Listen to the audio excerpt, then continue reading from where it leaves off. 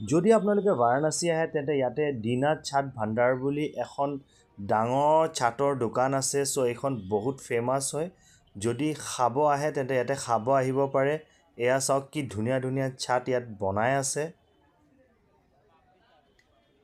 ময়ো ভাবিলোঁ যদি আহিছোঁৱে তেন্তে ইয়াত নোখোৱাকৈ কিয়নো যাওঁ। চ' মই পাপৰি চাট আৰু ফুচকা অৰ্ডাৰ কৰিলোঁ।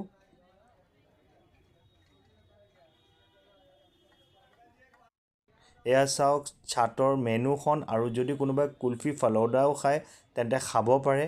এয়া চাওক বহুত আইটেম ইয়াত পোৱা যায়, কাৰণ মানুহৰ বহুত ভিৰ হয় ইয়াত খাবৰ কাৰণে। বহুত টেষ্টি হয় আৰু কম দামতে বহুত ভাল হয়। তেন্তে আপোনালোকে যদি কেতিয়াবা বাৰাণসী আহে তেন্তে ইয়াত খাব আহিব পাৰে।